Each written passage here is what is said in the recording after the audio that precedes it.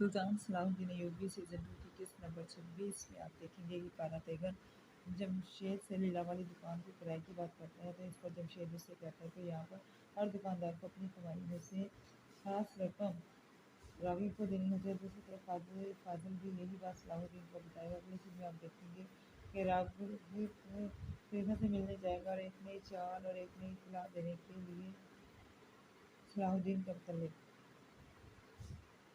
دوسری طرف آپ دیکھیں گے کہ لارڈ گائے اپنے آدمی سے اس کی ناکامی پر غصہ ہوتا ہے، پھر اس کو مار دے گا کیونکہ اس کو خطرہ ہے کہ اس کی وجہ سے اس کا بیٹ کھل جائے گا۔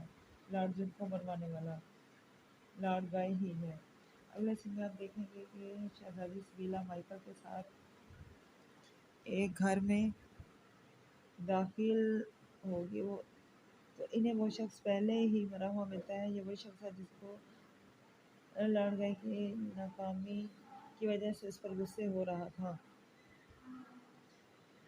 اور جس کی وجہ سے لارڈ گائے کو اپنا بھید کھل جانے کا ڈر تھا۔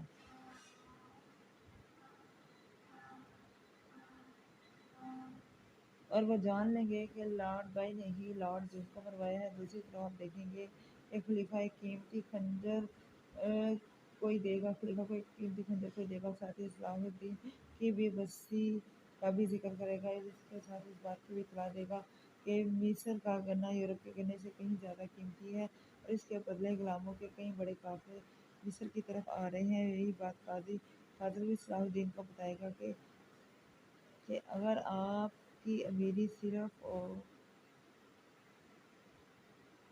صرف گنے کے تجارت سے ہے اور اسی تجارت کو روکنا ضروری ہے۔ اسی دوران آپ دیکھیں گے کہ بیلین آ کر صلاح الدین سے تجارت کی اجازت مانگتا ہے، جبکہ صلاح الدین کہتا ہے کہ یہ اختیار صرف اور صرف نور الدین زنگی کو حاصل ہے، لیکن ساتھ یہ بھی بتائے گا کہ اگر تم کیرک قلعے کے گنے کے ذخیرے کو تباہ کرنے میں ہماری مدد کرو اور بارود ہم تم کو دیں گے تو یہ ہو سکتا ہے۔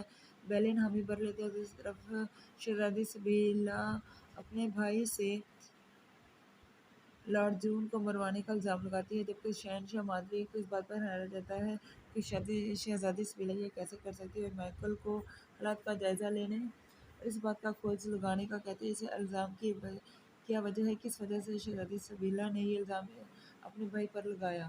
اگلے سین میں آپ دیکھیں گے کہ کارا تیغن جمشید کے ساتھ مل کر لیلا کی دکان پر قبضہ کر کے اس کو کرپشن کا اڈا بنانا چاہتا ہے، جبکہ دوسری طرف صلاح الدین کو ایک غلام مصطفی کر بتائے گا کہ غلاموں کے قافلے مصر کی طرف آ رہے ہیں اور یہ ظلم ہے اور ظلم کو روکنا چاہیے۔ صلاح الدین قاضی فاضل سے مل کر غلاموں کو ورگلانے کی، ان میں بغاوت اکسانے کی بات کرتا ہے تو جس کے جواب میں قاضی فاضل مسکرا دیتے ہیں کہ یہ تو ناممکن سی بات ہے۔ ایک اور سین میں آپ دیکھیں گے کہ راغب اور شیٹلون غلاموں کے قافلے کی حفاظت کے بارے میں بات کرتے دکھائے جاتے ہیں، جبکہ اس دوران لیلا خاموش رہتی ہے۔ اگلی صبح غلاموں کو قافلے مصر آتے ہوئے دکھایا جاتا ہے تو اس میں صلاح الدین کے سپاہی بھی بھیس بدل کر غلاموں کی شکل میں شامل ہو جائیں گے۔ اگلے سین میں آپ دیکھیں گے کہ صلاح الدین شمسا کو اپنی شاگردی میں لے گا تیر اندازی سکھانے کے لیے اور اس کی شروعات اس کو انگوٹھی پہنا کر کرے گا۔ اور ایک سین میں دکھائے گئے کہ بیلین اور مارکوس کو قلعے کے باہر دکھائے گئے کس طرح اس ناممکن کو ممکن کر کے قلعے کے اندر جایا جائے اور غار میں آگ لگا کر غار تباہ کیا جائے تاکہ خزانہ حاصل کر سکیں۔ اس بارود کو دیکھ کر صلیبیوں کو سبق سکھائیں گے۔ اسی طرح آپ دیکھیں گے کہ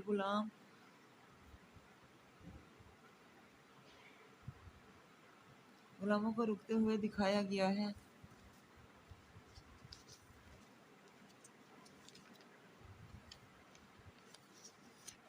اور اسی طرح آپ دیکھیں گے کہ صلاح الدین کے سپاہی جو غلاموں کے بیس میں ہیں وہ وہاں پہنچ جائیں گے۔ اعظم جو غلاموں کے سردار کے بیس میں ہوتے ہیں اس سے غلاموں کے خریدنے کی بات کرتے ہیں۔ اعظم کہتے ہیں کہ یہ خاص غلام ہیں तुम्हारे बहुत काम आएंगे। मैं अब थक गया, इसलिए ने मामूली कीमत पर फरोख्त कर कर कहीं और जाना चाहता हूँ। गुलामों का सरदार आदम से सौदा कर लेता है और वो गुलामों के काफिले में शामिल हो जाते हैं। अब उनके पास इस वक्त रस्सियाँ काटने के हथियार और दूसरे सारे सामान भी होता है। इसी दौरान आप देखेंगे कि बेलियन और मार्क को स्लेबियों से लड़ते हुए दिखाया जाता है। बेलियन मौका पाकर गार में दाखिल हो जाएगा और बारूद फैला देता है और उसको आग लगा देता है। चारों तरफ आग लगाता देखकर स्लेबी गुस्से में आ जाएगा। इसी दौरान शैटिलोन भी वहाँ पहुँच जाएगा और शैटिलोन जब बेलियन को बारूद फेंक कर गार में जाते देखेगा तो गार के बाहर वो आग लगा देगा और इसी दौरान वो समझता है कि बेलियन मर गया और उसको शैटिलोन को खुश होते दिखाया जाएगा। जबकि दूसरे सीन में आप देखेंगे कि शैटिलोन बाहिफाजत दूसरी गार के दूसरी तरफ से बाहर आ जाएगा। अगले सीन में भी आप देखेंगे कि सलाहुद्दीन के सिपाही गुलामों में बगावत की फूट डालना शुरू कर देंगे और उनकी रस्सियाँ काटना शुरू कर देंगे। इसी दौरान शैटिलोन गुलामों के काफिले पर हमला कर देगा। जबकि दूसरी तरफ सलाहुद्दीन के सिपाही जो ममूर हैं इस दस्ते पर, वो उन पर हमला करके स्लेबियों को भी जहन्नुम हासिल कर देंगे और गुलामों के सरदार को लेकर असीस का पता मालूम करने के गुलामों को अपनी यानी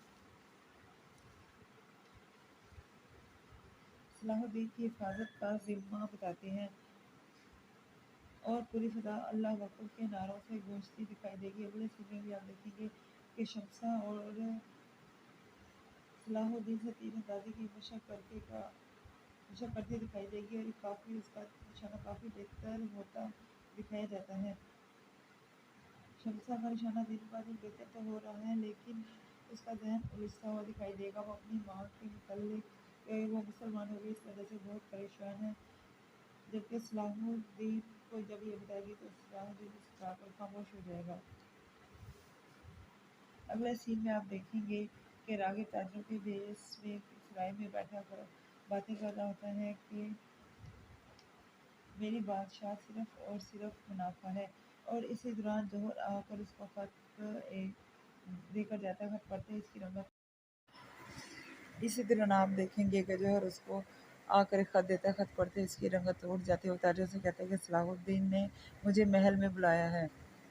अगले सीन में आप देखेंगे कि बेलियन मार्कोस से कहता है कि तकदीर बदलने वाली है, अब हम बेलियन की नई तकदीर का ऐलान करेंगे।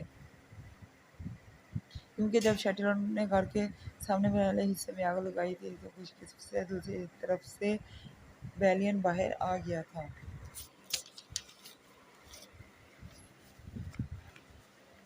दूसरी तरफ आप देखेंगे कि उसमें शैटिलोन सबको इकट्ठा करके बेलियन काउंट की राख दिखाता है और बेलियन के मरने की खबर देता है। इसी दौरान शहजादी सबीला उसको गिरबान से पकड़ कर उस से कहेगी कि बेलियन की मौत का जिम्मेदार तुम हो, जबकि हकीकत से सब अभी बेखबर हैं। अगले सीन में आप देखेंगे कि सलाहुद्दीन रागिब से कहते हैं कि अगर तुम कैरक में गन्ने का सौदा किया है तो वो मैंने जला दिया। अगले सीन में आप देखेंगे कारा तेगन को खजाने के कमरे में ले जाकर लालच में बहक जाते दिखाया गया, जिस पर खलीफा से कहता है तुम एक सिक्का भी यहीं से नहीं ले जा सकते। सलाहुद्दीन रागिब से कहते हैं कि अगर तुम मेरे साथ नहीं दोगे तो तुम्हारी तरह तुम्हारे माल की तरह तुम भी जल जाओगे। रागिब कहता है कि ताजिर अपना नुकसान लिख तो लेते हैं, लेकिन साहब एक दिन ज़रूर पूरा करते हैं। इसी दौरान खलीफा के महल से धुआं उठता नजर आता है। रागिब इसका जिम्मेदार सलाहुद्दीन को ठहराता है। सलाहुद्दीन फौरन हालात का जायजा इसी दौरान खलीफा के महल से धुआं उठता नजर आता है तो सलाहुद्दीन फौरन हालात का जायजा लेने और इसके पीछे साजिश का पता करवाने बाहर चला जाता है। दूसरी तरफ आप देखेंगे कि रागिब को मुस्कुराते हुए दिखाया जा सकता है। वो खुद से कहता है कि ये अभी तो शुरुआत है सलाहुद्दीन, ये एक दिन तुम्हारे तख्त को भी राख कर देगी। अगले सीन में आप देखेंगे कि खलीफा के सिपाही और सलाहुद्दीन के सिपाही एक दूसरे के आमने सामने हैं, जबकि कारादीन को वजाहत करते हुए दिखाया गया है कि हम तो सिर्फ खराज लेने के लिए आए थे। खलीफा के सिपाही नहीं मानते। उनका कहना है कि खजाना को तुम लूटने जाते थे आग लगाकर। इसी दौरान दो कैदी आकर गवाही भी देते हैं कि इन्हें कारा तेगन के बारूद के डब्बे ले जाने को कहा था। कारा तेगन वहाँ से दौड़ जाता है। कारा तेगन कहते हैं अगर हम महल वाकई जलाने आते तो ये राख का ढेर होता। खलीफा भी सलाहुद्दीन से कहता है कि ये तुम्हारे सिपाहियों ने आग लगाई। इसी दौरान आप देखेंगे खजाने पर कब्जा करने की कोशिश की। खलीफा ये इल्ज़ाम लगाता है और उर्फा जोर से सच्चाई बयान करने का कहेगा तो उर्फा जोर से सच्चाई कहने का कहेगा तो वो फौरन मुकर जाता है, जबकि दूसरी तरफ कारातेगन वहाँ से भाग जाएगा। काजी फाजल मामला सुलझाने की कोशिश तो करेगा, लेकिन दूसरी तरफ सलाहुद्दीन का गुस्सा और रागी की चालाकी आमने सामने आ जाएंगे। इंतजार में रहिए अगली किसके। अब सलाहुद्दीन अपने सिपाहियों का दिफा किस तरह कर देगा और काजी फाजल किस तरह अपने सिपाहियों की मदद करेगा। अब राघव के इंतकाम के भी कौन चढ़ेगा। सब्सक्राइब और फॉलो करने का शुक्रिया।